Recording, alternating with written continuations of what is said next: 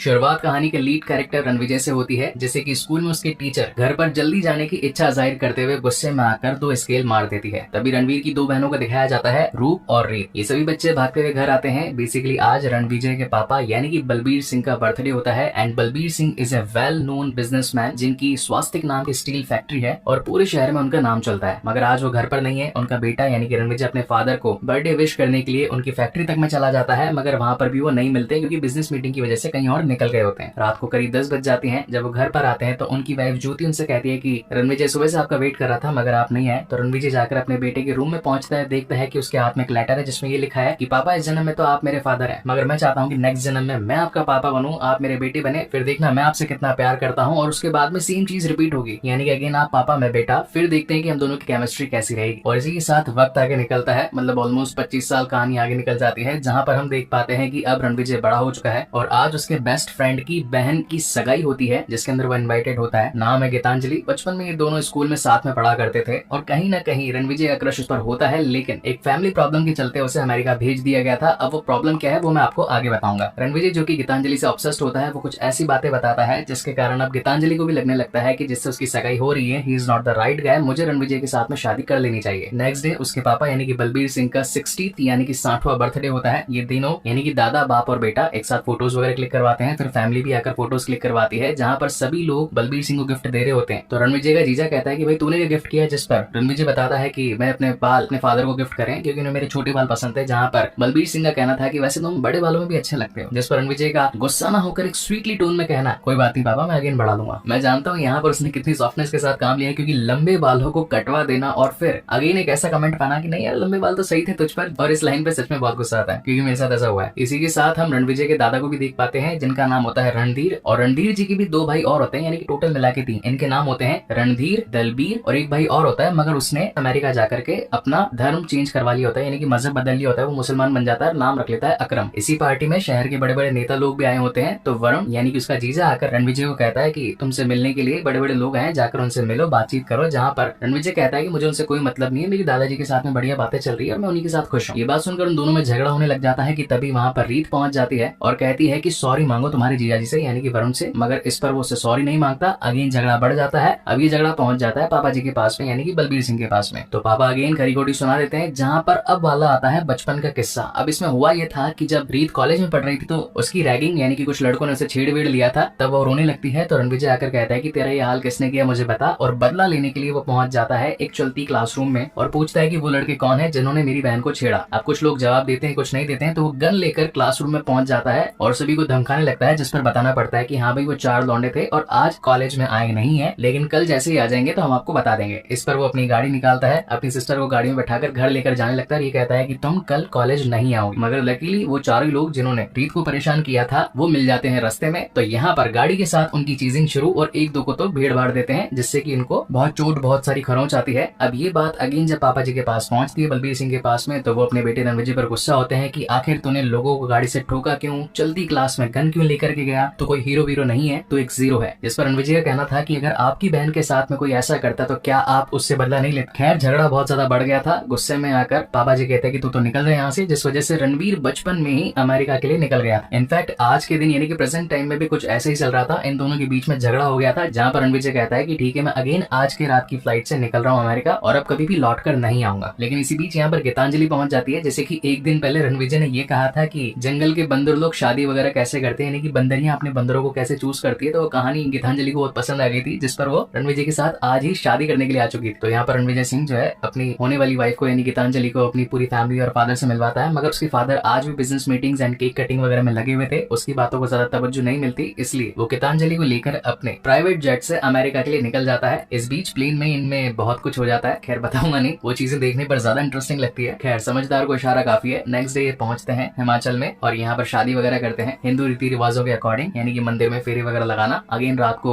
वही सारे intimate scene होते हैं, जिसके बाद कहानी यहाँ से आगे बढ़ती है डायरेक्टली 8 साल आगे, और हम देख पाते हैं एक एनिमल को जिसके मन में गुस्सा भरा है और वो सीधे कंपनी में पहुंचता है बहुत सारे बॉडीगार्ड्स के साथ में, और वो लोग आते ही वरुण को जान से मार देते। इस हॉल में काफी सारे लोग बैठे होते हैं, इन्हीं में एक शख्स भी होता है असरार उल हक, जो कि सारे कांड वो देख रहा था मगर कुछ कर नहीं पाता, मगर मन में उसके कुछ तो चल रहा था। वो क्या चल रहा है वो मैं आपको आगे बताऊंगा। इसके बाद हम रणवीर को अपनी पूरी टीम के साथ देख पाते हैं। जो बॉडीगार्ड्स वो लेकर आया था वो इवेंचुअली उसके सारे भाई कजन्स होते हैं। इनफैक्ट अब तो गीतांजलि को भी ये बात मालूम चल चुकी होती है कि रणविजय ने आज एक मर्डर किया है और मैं क्रिमिनल के साथ में रह रही हूँ, तो वो अपने बच्चों को वापस से अमेरिका ले जाना चाहती थी, जहाँ पर हमें ये मर्डर क्यों हुआ, 8 साल बाद ये लोग वापस इंडिया क्यों आए, इसकी बैक ब्रीफ दिखाई जाती है। अब होता यह है कि एक दिन बलबीर सिंह गोल्फ कोर्स में गोल्फ खेल रहे होते हैं, तभी उनके ऊपर 2 गोलियां आकर के लगती है, मगर ये नहीं पता कि वो हमला किसने करवाया। ये खबर रणविजय तक भी पहुंचती है, तो वो 8 साल के बाद में यहाँ पर आता है, अपनी फैमिली को देखता है, पापा से बातचीत करता है। तो बलबीर सिंह का कहना था कि जब मुझे पहली गोली लगी तो मुझे सिर्फ तुम्हारा ही ख्याल आया, क्योंकि मैं जानता था कि मैंने अभी तक तुम्हारे साथ जो भी किया है वो गलत किया है और मुझे ऐसा नहीं करना चाहिए था। इसी बीच रणविजय की मुलाकात मिश्रा अंकल से होती है, जो कि बलबीर सिंह के बहुत खास अच्छे दोस्त होते हैं। वो बताते हैं कि ये पहली बार नहीं था जब बलबीर के ऊपर जानलेवा अटैक हुए, इससे पहले भी कई लोगों ने ऐसी कोशिश करी, मगर ये हमले हैं कि रुकने का नाम नहीं ले रहे। और अब तो वर्करों ने काम पर आना भी छोड़ दिया है, जहाँ पर रणविजय खुद पहुंचता है कंपनी में, यानी कि स्वास्थ्य स्टील फैक्ट्री में, और सभी लोगों को विश्वास दिलाता है कि जब तक पापा के कातिल का गला अपने हाथों से नहीं काटूंगा तब तक चैन से नहीं बैठूंगा। हम लोगों ने पहले भी इंडिया के लिए बहुत कुछ किया है और आगे भी करते रहेंगे, सभी लोग अपना काम दिल से करेंगे। और जहाँ तक रही पापा की बात, तो 3 महीने बाद में वो आप सभी के सामने होंगे, वो भी बिल्कुल सही हालत में। रणविजय को ये बात बहुत अच्छी तरीके से मालूम थी कि नॉर्मल सिक्योरिटी गार्ड जो कि हर वक्त पहरा भी देते रहते हैं, लेकिन दुश्मन ने अपना काम फिर भी कर लिया, इसका मतलब उसे अब नॉर्मल गार्ड्स की कोई जरूरत नहीं, कुछ तगड़े ऐसे दिलदार लोग चाहिए जो कि हर वक्त जान तक लेने और देने के लिए तैयार हो। तो वो पहुंच जाता है अपने दादाजी के भाई यानी कि दलबीर सिंह के पास में और कहता है कि मुझे गार्ड्स की जरूरत है। गार्ड्स बोले तो मुझे मेरे भाइयों के सहारे की जरूरत है, क्योंकि वही हर वक्त साये की तरह मेरे आसपास रह सकते हैं। मुझे पापा के कातिलों को ढूंढना है और उन्हें आसमान में पहुंचाना है। खैर पहले तो ये सारे भाई लोग यानी कि जितने भी कजन होते हैं वो मना कर देते हैं, लेकिन दादाजी की एक आवाज पर ये सभी भाई मिल जाते हैं और एकजुट होकर कातिल को ढूंढने की कोशिश करते हैं। और अब जैसे कि एक बार पिताजी पर जानलेवा हमला हो चुका है, तो कहीं दोबारा ना हो जाए, इसलिए रणविजय एक बॉडी डबल को लाकर खड़ा कर देता है, जिससे बलबीर सिंह की चाल ढाल, क्या बिजनेस, कहाँ पर उठना बैठना है, वो सब सिखाया जाता है। और एक दिन जब वो बॉडी डबल अपने परिवार से मिलने के लिए अपने घर जा रहा होता है, तभी उस पर असरार, जैसे कि हमने इस मूवी के हॉल शूटिंग वाले सीन में देखा था, वो आकर अपने बहुत सारे गार्ड्स के साथ में धनाधन गोलियां चलाता है और बॉडी डबल को ये सोचकर मार देता है कि वो बलबीर सिंह है। ये खबर अब तो सिंह फैमिली में भी पहुंच जाती है, लेकिन यहाँ पता चलता है असली वाले तो जिंदा है। और जब वरुण उन्हें देखता है तो उसके दिमाग के चौके छक्के उड़ जाते हैं कि आखिर ऐसा कैसा हुआ। तो वो कॉल करके असरार को कहता है कि तूने जिसको मारा वो एक बॉडी डबल था और वो अभी भी जिंदा है, जहाँ पर असरार ये कहता है कि ठीक है, बलबीर को मारने का काम तेरा, इस छोटे वाले को यानी कि रणविजय को मैं जान से मार दूंगा। मगर उसका कॉल टैप हो रहा था और अब ये सारी खबर पूरी फैमिली में फैल जाती है। और जो थोड़ी देर पहले हमने सीन देखा था कि कैसे एनिमल यानी कि रणविजय सिंह अपने बॉडीगार्ड्स की टीम लेकर एक चलती मीटिंग के बीच में सभी लोगों के सामने वरुण को जान से मार देता है, तो यहाँ से कनेक्टेड होता है। और अब क्योंकि रणविजय को मालूम होता है कि असरार के लोग उसके पीछे आएंगे उसे जान से मारने के लिए, तो वो एक बड़ी गन का ऑर्डर दे देता है। अब असरार कौन है? वो है एक मल्टी बिलियनियर कंपनी का मालिक जो कि स्वास्थ्य को अपने अंडर कर लेना चाहता है और अपने बिजनेस को और एक्सपेंड करना चाहता है, जिसके पास में बहुत सारे आर्म्स फोर्सेस मतलब काफी सारे लोग मौजूद हैं। इस इन्फॉर्मेशन के मिलते ही रणविजय ने एक ऐसी गन तैयार करवाई जिसकी इमेजिनेशन थी दिल्ली में, मैन्युफैक्चरिंग थी बैंगलोर में और असेंबलिंग थी महाराष्ट्र में। आत्मनिर्भर भारत यानी मोदी जी के डायलॉग का सीधा सीधा काम दिखाया जा रहा था, मगर इस वक्त उसकी चड्डी में इचिंग वगैरह हो रही थी, तो वह चड्डी नहीं पहन के आया था। लेकिन तभी वहाँ पर गुंडे लोग पहुंच जाते हैं, जहाँ पर फ्रेडी जो कि गन की डिलीवरी देने आया था, रणविजय उससे कहता है कि मेरे पास चड्डी नहीं है तो मुझे तेरी चड्डी दे दे, जहाँ पर हम उसको चड्डी पहनते हुए देखते हैं। सीन वॉज लिटरली एपिक, मैंने आज तक ऐसा सीन पहले कभी नहीं देखा। फ्रेडी की चड्डी पहन के फ्रेडी की ही गन के साथ में ढेरों मतलब ऑलमोस्ट 300 लोगों को वो गोली मार मार कर बैंग कर देता है। और ये सीन हमने ट्रेलर में भी देखा है कि जो कि थिएटर्स में सबके कान फाड़ रहा था। खैर बताने को बहुत सारी चीजें हैं, लेकिन क्रिस्प एंड क्लियर रखना है, तो यहाँ पर असरार तो मारा जाता है मगर कुछ लोग रणविजय को भी गोली मार देते हैं। सीन शिफ्ट होता है हॉस्पिटल में, जहाँ पर अब उसके सुनने समझने की शक्ति खत्म हो चुकी होती है। वो 14 दिन कोमा में पड़ा होता है। इनफैक्ट डॉक्टर्स भी आकर कहते हैं कि इसको अब जीने के लिए ज्यादा दिन नहीं बचे हैं, इसे किसी हार्ट डोनर की जरूरत पड़ेगी, इसका दिल जब तक बदलेंगे नहीं है मर जाएगा। तो लकीली इन्हें एक हार्ट डोनर मिल जाता है, जिसके बाद में घर में एक लंबी आयु की पूजा की जाती है, क्योंकि अब रणविजय ने ये ठान लिया था कि वो तो दुश्मनों को मार के ही दम लेगा और ये पता लगाएगा कि असरार के पीछे किसका हाथ है। लेकिन अभी उसे पूरा रिकवर होने में 3-4 महीनों का वक्त लगना था। यहाँ पर हम उसकी एक फैटी पर्सनैलिटी भी देख पाते हैं, जो कि थॉर बन चुका था यानी कि मोटा वाला। लेकिन 3 महीनों के बाद जब अपनी पूरी बॉडी रिकवर करके अपने फिजिक को सही कर लेता है, तो नंगा होकर पूरे गार्डन में घूमने लगता है। घर वाले कहते हैं कि कहीं ये पागल तो नहीं हो गया। ये सीन देखकर आप हंस के लोटपोट हो जाओगे थिएटर में। खैर coming back to the main story, scene shift होता है स्कॉटलैंड में, जहाँ पर हम असरार के भाई अबरार को देख पाते हैं, यानी कि none other than Bobby Deol. इन्होंने एक गूंगे का रोल प्ले किया है। हालांकि बोल तो वो सकते थे, मगर बचपन में उनकी मॉम की डेथ की वजह से उन्होंने बोलना ही छोड़ दिया था। तो उसका भाई यानी कि आबिदुल हक वही उसका ट्रांसलेटर बनकर सारी चीजें ट्रांसलेट करता रहता था। आज अबरार अपनी तीसरी शादी करने वाला था। 2 वाइफ ऑलरेडी थी इसकी, लेकिन मुसलमान में होता है यार 4 शादी करने का रिवाज। तभी उसके आदमी से एक खबर आती है कि उसका भाई इंडिया में यानी कि असरार मारा गया है, जिस पर अबरार को बहुत ज्यादा गुस्सा आता है। तो पहले तो वो उसी को ठोकता है कि आखिर ये बात मुझे 3 महीने बाद क्यों पता लग रही है। तो उसका रीजन ये होता है कि इंडिया में अगर किसी को शूट आउट कर दिया जाता है तो सबसे पहले पुलिस इन्वेस्टिगेशन होती होती है, फिर बॉडी की शिफ्टिंग होती है जो कि इंडिया से यहाँ तक लानी होती है, तो उसमें बहुत टाइम लग जाता है। तो अब ये दोनों भाई यानी कि असरार और अबरार मिलकर प्लान बना लेते हैं कि कैसे उन्हें रणविजय और स्वास्तिक स्टील फैक्ट्री को पूरी तरीके से निस्ते नाबूद करना है। इस वक्त अबरार का गुस्सा बहुत ही ज्यादा था, तो वो अपनी जो थर्ड वाइफ है जिसकी ऑलमोस्ट शादी होने वाली थी, लेकिन इस खबर के बाद में खूनम कान होते हुए भी वो आकर उससे सेक्स करता है और इतना भी पेट नहीं भरता तो बाकी दोनों वाइफ को और बुला लेता है। और ये सीन जब ट्रेलर में दिखाया गया था तो लोगों के होश उड़ गए थे कि यार क्या होने वाला है यहाँ पे। तो हाँ जी, ये वही इंटीमेसी का सीन था। सीन शिफ्ट होता है इंडिया में और रणविजय के पास में जो हार्ट डोनर था उसकी फियोंसे यानी कि जोया आती है और बताती है कि तुम्हें जो दिल मिला है वो मेरे होने वाले मंगेतर का था, जिस पर रणविजय कहता है कि मैं माफी चाहता हूँ कि वो होने वाला पति जिससे तुम्हारी शादी नहीं हो पाई, लेकिन अगर जब भी तुम उसका दिल महसूस करना चाहो तो मेरे पास आ सकती हो। इनफैक्ट वो उसे अपने दादा के घर में रहने के लिए जगह भी दे देता है। इसी बीच इनके बीच में काफी सारी इंटीमेसी भी होती है। ये बात अब गीतांजलि को भी मालूम चल जाती है, तो वो रणविजय को छोड़ने की बात करती है, जहाँ पर रणविजय कहता है कि ये सब कुछ मेरे प्लान का हिस्सा है, मुझे थोड़ा और वक्त चाहिए, जब तक मैं अपने पिता के कातिल को ढूंढ नहीं लेता तब तक चैन से नहीं बैठूंगा। तो गीतांजलि का वही वो मुंह में ब्लॉकेज वाला सीन आता है, मतलब कि उसने क्या बोला था लेकिन समझ में नहीं आया काफी सारी ऑडियंस को। तो वो ये था कि तुम्हारे पिता के लिए तुम्हारा प्यार रोग नहीं जोग है। नेक्स्ट डे हमारे ऑब्सेस्ड एनिमल पहुंच जाते हैं जोया के पास में और जितनी भी लव बाइट्स दी होती है तो रोल्स रॉयस वाली कंपनी के मैनेजर्स को बुलवाकर सभी को ये कहते हैं कि लव बाइट के कलर की रोल्स रॉयस चाहिए मुझे। थोड़ी देर बाद में कार की डिलीवरी भी हो जाती है, लेकिन उसमें एक बॉम्ब फिट होता है और इन दोनों की कार में बैठने से पहले ही नई की नई कार की ऐसी की तैसी हो जाती है। जोया को बहुत ही ज्यादा टेंशन हो रही थी, जिस पर रणविजय कहता है कि तुम एक तरीके से मेरी वाइफ हो, अब हम इस जगह को छोड़कर चले जाएंगे, मैं मेरी पुरानी वाली वाइफ को तलाक दे दूंगा, हम कहीं और रहने लग जाएंगे, तुम सिर्फ मेरी हो और अब तुम पर कोई भी खतरा मैं आने नहीं दूंगा। जिस पर जोया का कहना था कि मैंने अभी तक तुमसे झूठ बोला, मैं एक डबल एजेंट बन के काम कर रही थी, मुझे अबरार ने ही तुम्हारे पास भेजा था ताकि मैं तुम्हारी सारी इन्फॉर्मेशन उस तक पहुंचाते रहूं। उनका प्लान ये है कि वो तुम्हारी ही तरह दिखने वाला एक शख्स अब इंडिया में भेजेंगे, तुम्हें तो ऑलरेडी जान से मार दिया जाएगा, जिसके बाद में वो बंदा एक एक करके तुम्हारी फैमिली यानी कि वाइफ, बच्चे, मॉम एंड डैड को मारेगा और जो भी मरेगा वो आखिर में सिर्फ यही सवाल करेगा कि जो हमें बचाना चाहता था आखिर वो हमारी जान के पीछे क्यों पड़ गया। जिस पर रणविजय का कहना है कि ये सारी चीजें मुझे ऑलरेडी मालूम थी, मैं तो बस तुम्हारे मुंह से सुनना चाहता था कि आखिर तुम कब तक अपना मुंह बंद रखती हो। जिसके बाद हमारे रणविजय सिंह गाड़ियां लेकर पहुंच जाते हैं अपनी जी वैगन सीधा स्कॉटलैंड और अब बारी आती है रियल मार कुटाई की, जहाँ पर अबरार यानी कि बॉबी देओल भी उसे मारना चाहता था, लेकिन आबिद बोलता है कि अभी वो इतना गुस्से में है, उसके पास लोग ज्यादा हैं, वो तुझे जान से मार देगा, अगर जिंदा रहेगा तो अपन अपने प्लान को कभी भी एग्जीक्यूट कर सकते हैं। तो ये लोग सीधा फ्लाइट लेकर पहुंचने वाले होते हैं किसी और देश में, लेकिन तब तक ये महाराज वहां भी पहुंच जाते हैं और फिर होती है धनाधन मार कुटाई। दोनों कपड़े खोल खोल के सुपर हीरो यानी कि अपने रणवीर कपूर एंड बॉबी देओल 2 घंटे तक एक दूसरे को खूब तोड़ते हैं। इनफैक्ट इन्होंने अपने लोगों तक को मना कर दिया था कि कोई भी गोली नहीं चलाएगा या फिर किसी भी वेपन का यूज नहीं होगा, हम दोनों एक दूसरे का बदला एक दूसरे से ही लेंगे। अब यहाँ पर वो फेमस सीन भी आता है जहाँ पर बॉबी देओल उसके ऊपर बैठकर सिगरेट फूकता है and that scene was literally epic. ये लड़ाई इतनी लंबी चलती है कि अब तो ये लोग थक चुके थे मारते मारते एक दूसरे को कि खड़े होने की भी ताकत नहीं होती है। जिस पर at the end Ranvijay Abrar को बोलता है कि देख, है तो तू मेरा कजन भाई, अगर तू मेरे पापा को मारने की जिद छोड़ दे तो मैं तुझे जान से नहीं मारूंगा, लेकिन बॉबी देओल बोलता है कि पकड़ मेरा, यानी कि वो ऐसा करने के लिए तैयार नहीं था। तो गुस्से में आया हुआ रणविजय उसको मार देता है, यानी कि अपने हाथों से उसका गला काट लेता है और उसकी शपथ पूरी होती है। जिस पर वो खुशी से अपने घर पर आता है, अपने पिताजी को बताता है कि मैंने आपके कातिल को जान से मार दिया, मगर एक भाई था जो अभी भी जिंदा है, तो हो सकता है कि वो फिर से कोई ना कोई कोशिश करे आपको मारने की, तो मैं चाहता हूँ कि इन छुट्टियों में आप मेरे साथ में अमेरिका चलें। मगर बलबीर अमेरिका जाने के लिए तैयार नहीं होता है, जिस पर वो फेमस ट्रेलर का फर्स्ट सीन दिखाया जाता है जिस पर आपको पापा पापा बोलना है और मैं आपकी एक्टिंग करूंगा। तो कुल मिला के एट द एंड बलबीर को समझ में आता है कि फैमिली कितनी ज्यादा इंपॉर्टेंट होती है, उनको टाइम देना चाहिए और ये सभी एक हो जाते हैं और ये पूरा घर वापस से बस जाता है, यानी कि अब रणविजय अमेरिका नहीं जाएगा, इंडिया में ही अपनी फैमिली के साथ में रहेगा। मगर सबसे बड़ा ट्विस्ट आता है इस मूवी के एंड में, जहाँ पर अबरार का एक और छोटा भाई होता है जिसने अपनी फेस की सर्जरी करवा ली होती है और वो सेम टू सेम रणविजय की तरह दिख रहा होता है और वो जोया से ये भी पूछता है कि क्या मेरा नैन नक्श हाथ पैर और वो भी उसके जैसे मैच करता है या नहीं। इस वक्त इस बॉडी डबल ने रणविजय के 2 बॉडीगार्ड्स को भी पकड़ लिया था, यानी कि जो सरदार जी उसके कजन भाई थे, और वो बोलता है कि वो तू ही था ना जिसने होटल में मेरे भाई को मारते वक्त गन पकड़ाई थी रणविजय को, और जब अबरार से फाइट चल रही थी तो चाकू भी पकड़ाया था, तो आज तो तेरी किस्मत खराब। और वो ब्रूटली एक कसाई की तरह उन दोनों को काट करके रख देता है। और फिर एक लोगो आता है एनिमल पार्क यानी एनिमल के पार्ट 2 का। और इसी तगड़े सस्पेंस के साथ ये शानदार मूवी यहीं पर खत्म हो जाती है। आई होप ये एक्सप्लेनेशन आपको पसंद आई हो। तो जाते जाते वीडियो को लाइक कमेंट शेयर जरूर कीजिएगा और अगर पहली बार इस चैनल पर आए हैं तो इसे सब्सक्राइब भी कीजिएगा। इसके बाद में मैं और भी बेहतरीन मूवीज आपके लिए लेकर आऊंगा, जैसे कि टाइगर 3 और सैम बहादुर। सो तब तक के लिए keep watching and stay safe. मिलते हैं अगले